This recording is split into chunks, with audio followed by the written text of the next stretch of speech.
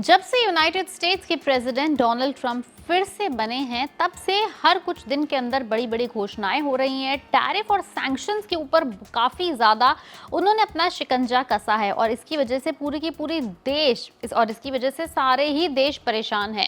बात यह है कि आपको शायद पता होगा कि यूनाइटेड स्टेट्स के प्रेसिडेंट डोनाल्ड ट्रंप ने अनाउंस किया कि जो भी वेनेजुएला से तेल लेगा उसके ऊपर लगेगा 25% टैरिफ और ये टैरिफ लागू होगा 2 अप्रैल 2025 से, यानी कि कुछ ही दिनों के अंदर।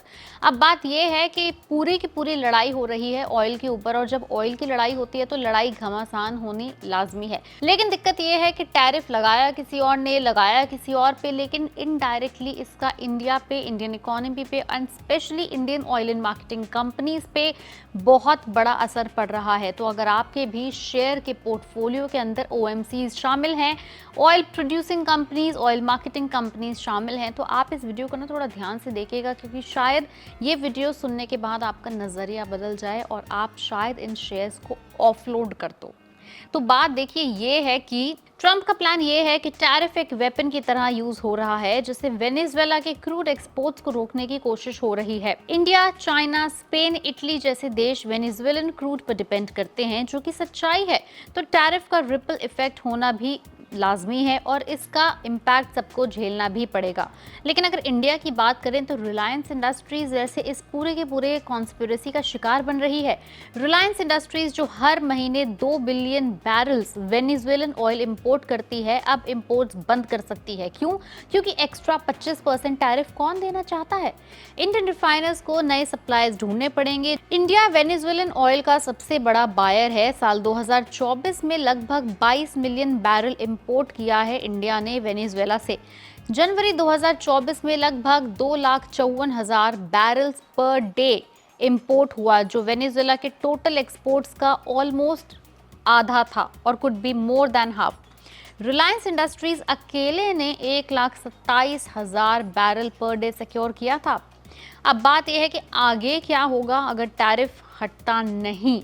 तो बात यह है कि क्या ये टैरिफ और तेल की लड़ाई बंद होगी? तो चाहे तो यूएस 1 मिनट के अंदर इन टैरिफ्स को या तो कम कर सकता है या हटा सकता है, लेकिन उसकी कंडीशन बस ये है कि प्लीज आप सभी के सभी देश, चाहे वो इंडिया हो, चाइना हो, कोई भी कंट्री हो, आप वेनेजुएला से तेल लेना बंद कर दें। लेकिन ये सारी कंट्रीज वेनेजुएला से ऑयल लेती क्यों है?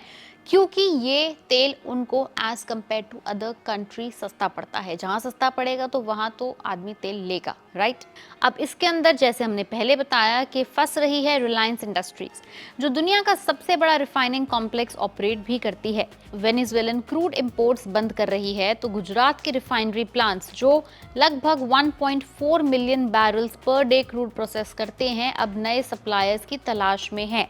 अब इसमें समझना यह है कि इंडियन रिफाइनर्स का अगला कदम क्या होना चाहिए। तो रशियन ऑयल इंपोर्ट्स बढ़ाने के चांसेस हैं, प्रोक्योरमेंट स्ट्रैटेजीज को रीअसेस करना पड़ेगा एंड स्पॉट टेंडर्स को कम करना होगा। अगर ऑयल प्राइसेस बढ़ते हैं तो क्या होगा? इन्फ्लेशन और बढ़ सकती है।